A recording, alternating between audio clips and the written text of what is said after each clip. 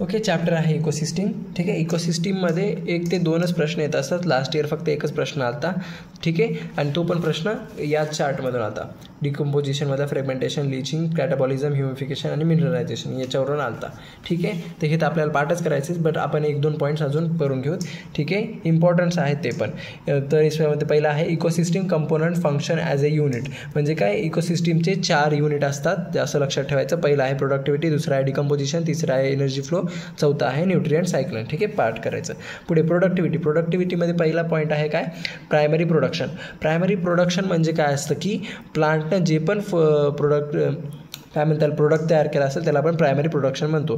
किंवा सरळ असं लक्षात घ्यायचं की प्लांट काय तयार करत असतात, प्रायमरी प्रोडक्शन तयार करत असतात. ठीक आहे, पुढे काय पूर्ण डेफिनेशन आपण बघून घेऊ. Amount of a biomass or a organic matter produced per unit area over a time period by plant during photosynthesis. म्हणजे काय, प्लांटनी एका ठराविक एरियामध्ये काही काळानंतर जे पण ऑर्गॅनिक मॅटर बनवला असेल फोटोसिंथेसिसपासून त्याला काय म्हणत असतो आपण, प्रायमरी प्रोडक्शन म्हणत असतो. ठीक आहे, ही डेफिनेशन पाठ करून घ्यायची. पुढे नेक्स्ट.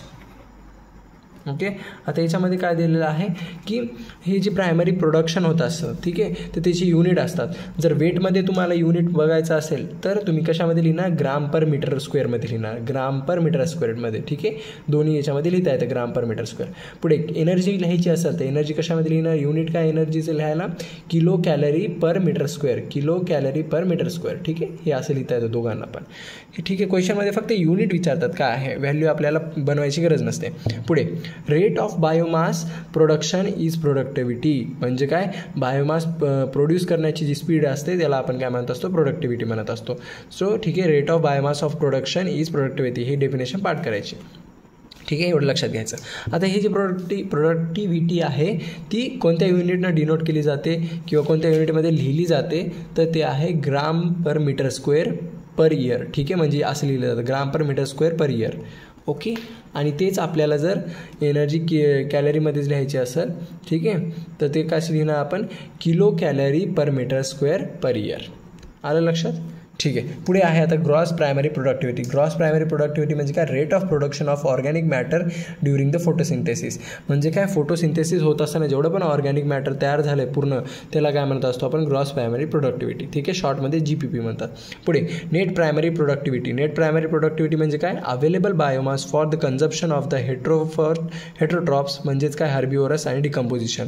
म्हणजे काय, जेवढं पण उरलेलं बायोमास असेल, ठीक आहे, झाडामध्ये, जे की हर्बिओरस म्हणजे काय, गाई, हरिण वगैरे यांना सगळ्यांना खाण्यासाठी उरलेलं जेवढं पण बायोमास असेल त्याला आपण काय म्हणतो, नेट प्रायमरी प्रोडक्टिव्हिटी.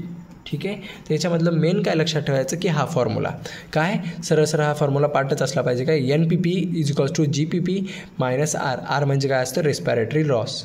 ठीक आहे, म्हणजे काय, net primary productivity is equals to gross primary productivity minus respiratory loss. ठीक आहे, हे फॉर्म्युला पाठ करायचा. ठीक आहे, हे डेफिनेशन फक्त एकदा तुम्ही वाचून समजून घ्या, बाकी फक्त फॉर्म्युला इम्पॉर्टंट आहे ते बघायचं.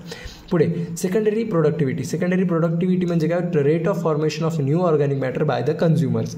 ठीक आहे, हे पहिली एक डेफिनेशन पाठ करून घ्या, म्हणजे काय कन्फ्यूज होणार नाही. सरळ काय म्हणत आहेत की न्यू ऑर्गॅनिक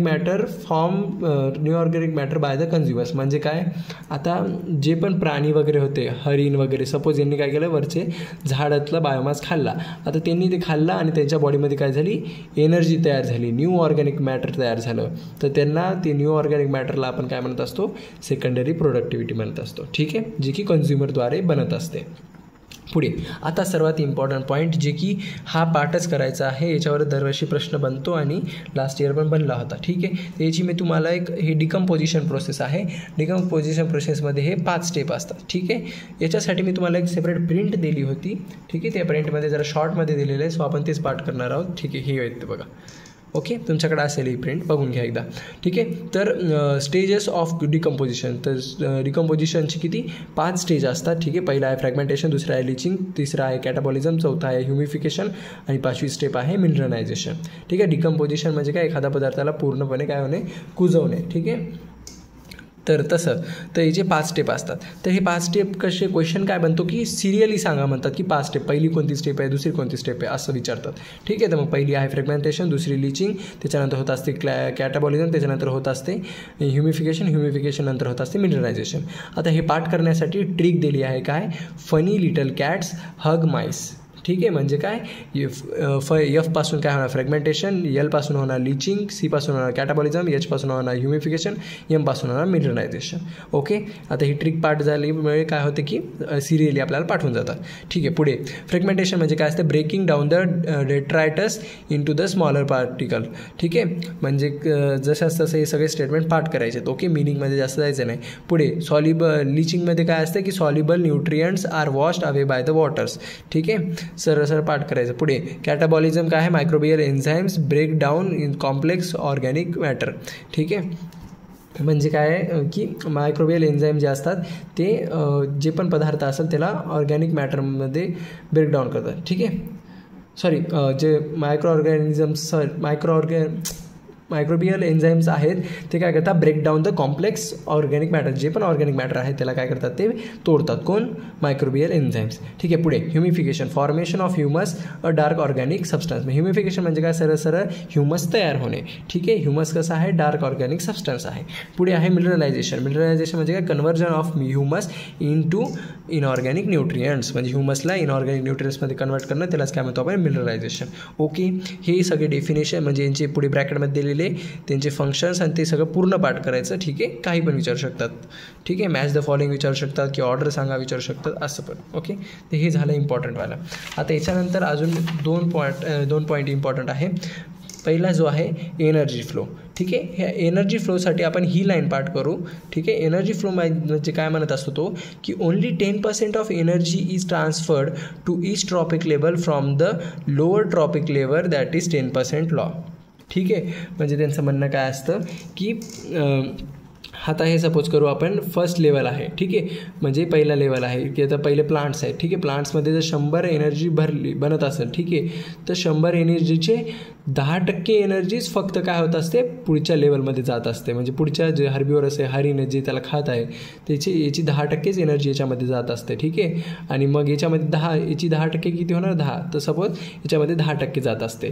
तर मग आता जर या हरणाला कोणी खाल्लं, ठीक आहे, वाघाने वगैरे खाल्लं, तर त्याच्यामध्ये काय जाणार, या हरणाची जेवढी उरलेली 10% होती त्याच्या 10% त्या लॉयरमध्ये जाणार. ठीक आहे. म्हणजे 10% लॉ असं काम करत असतो. त्यासाठी हे फक्त स्टेटमेंट एवढं बघून घ्यायचं, पाठ करून टाकायचं. ठीक आहे. आता याच्यानंतर काय इझीवालं लक्षात काय ठेवायचं आहे, सरळ की आता ट्रॉपिकल लेवल्स इन इकोसिस्टीममध्ये काय असतात, ट्रॉपिक लेवल्स असतात. प्रत्येक एक लेवल असतो. ठीक आहे, प्रत्येकाचा. तर प्रायमरी प्रोड्युसर ऑटोट्रॉप्स म्हणजे काय, ग्रीन प्लांट्स वगैरे, त्यांची काय असते, फर्स्ट ट्रॉपिक लेवल असते. ओके. पुढे काय आहे, प्रायमरी कन्झ्युमरची कोणती लेवल असते, सेकंडरी ट्रॉपिक लेवल असते. पुन्हा आहे सेकंडरी कन्झ्युमरचं काय असते, थर्ड ट्रॉपिक लेवल असते, म्हणजे T3 असते. आणि टर्शियरी कन्झ्युमरची लेवल काय असते, T4 असते, फोर्थ ट्रॉपिकल लेवल असते. ओके. या फोर्थ ट्रॉपिकल लेवलमध्ये कोण असते, सेकंडरी कार्निवोरस. ठीक आहे. आणि म्हणजे कोण, मॅन, लॉयन एक्झाम्पल आहेत बरं बाजूचे. ठीक आहे. प्रायमरी कार्निवोरसमध्ये म्हणजे T3 मध्ये कोण येत असते, प्रायमरी कार्निवोरस. T2 मध्ये कोण येत असते, हर्बिवोरस येत असते. ठीक आहे. T1 मध्ये तर ग्रीन प्लांट्स. आता हे झालं. याच्यानंतर पुढे काय करायचं आपल्याला की स्टँड क्रॉपची डेफिनेशन पाठ करायची. स्टँड क्रॉप म्हणजे काय, स्टँडिंग क्रॉप म्हणजे काय असतं की measured as the mass or a living organism biomass or the number of in unit area. म्हणजे त्यांना असं म्हणायचं या डेफिनेशनमधून की एखाद्या ठराविक जागेमध्ये जेवढे पण नंबर ऑफ ऑर्गॅनिझम्स असतील त्याला आपण काय म्हणत असतो, स्टँडिंग क्रॉप म्हणत असतो. किंवा एका कुठल्या पण एरियामध्ये जेवढा पण बायोमास असेल किंवा लिव्हिंग ऑर्गॅनिझम्स असतील, ठीक आहे, त्यांना काय म्हणतो असतो आपण, स्टँडिंग क्रॉप म्हणत असतो. ठीक आहे. पुढे काय दिलेलं आहे, स्टँडिंग स्टेट म्हणजे काय, the amount of nutrients such as carbon, nitrogen, phosphorus, calcium ETC present in the soil at a given time. म्हणजे एका ठराविक टाईममध्ये, ठीक आहे, अमाऊंट ऑफ न्यूट्रियंट्स सॉईलमध्ये प्रेझेंट असणं त्याला काय म्हणतो आपण, स्टँडिंग स्टेट म्हणत असतो. ठीक आहे. तर ते न्यूट्रियंट्स कोणते आहेत, कार्बन, नायट्रोजन, फॉस्फरस आणि कॅल्शियम. ठीक आहे. हे सगळे सॉईलमध्ये प्रेझेंट असतील एका ठराविक टाईमला, त्याला आपण काय म्हणत असतो, स्टँडिंग स्टेट म्हणत असतो. ओके. ती एवढी एक डेफिनेशन एवढं पाठ करून घ्यायची. पुढे आता हे जे आहेत ठीक आहे डायग्राममध्ये जे दिसत आहेत ओके, हे सगळे काय दिलेले डायग्रामचे नावं फक्त बघून घ्यायचे. पहिला जो आहे पिरॅमिड ऑफ नंबर आहे, हा पिरॅमिड ऑफ नंबर म्हणजे सगळ्या प्राण्यांचे नंबरनुसार हे लावलेले आहेत. ठीक आहे, हे कशाचं आहे pyramid of number in grassland.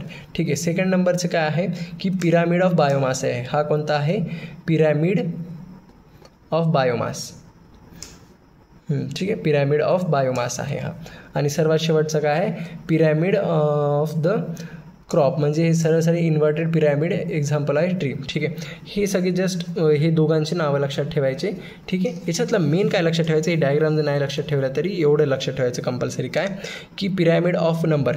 Pyramid of number असेल तर तो कसा असतो नॉर्मली अपराईट असतो. अपराईट म्हणजे काय असा उभा पिरॅमिड असतो. ठीक आहे, ठीक आहे. आणि पण त्यांनी काय दिले त्याच्यामध्ये दुसरं एक्झाम्पल काय दिले a big tree ecosystem is a inverted or a spindle shape. Inverted म्हणजे काय उलटा, म्हणजे हे जे ग्राफ आहे तो होणार उलटा म्हणजे असा होणार उलटा पिरॅमिड चालणार. ठीक आहे, आलं लक्षात. तर pyramid of number is inverted in big tree. ठीक आहे, पुढे काय पाठ करायचं pyramid of biomass. Pyramid of biomass कसा असतो रेग्युलरमध्ये अपराईटच असतो म्हणजे कसं असा सरळच असतो. ठीक आहे, बट त्यांनी एक दुसरं एक्झाम्पल दिलं in sea is generally inverted म्हणजे पिरॅमिड ऑफ बायोमास समुद्रामध्ये कसा असतो इन्व्हर्टेड असतो. इन्व्हर्टेड म्हणजे काय उलटा. पुढे pyramid of energy. Pyramid of energy कशी असते always upright and can never be inverted म्हणजे काय पिरॅमिड ऑफ एनर्जी नेहमी अशी अपराईट असते सरळच असते. ओके, एवढंच पाठ करून घ्यायचे. Okay, done.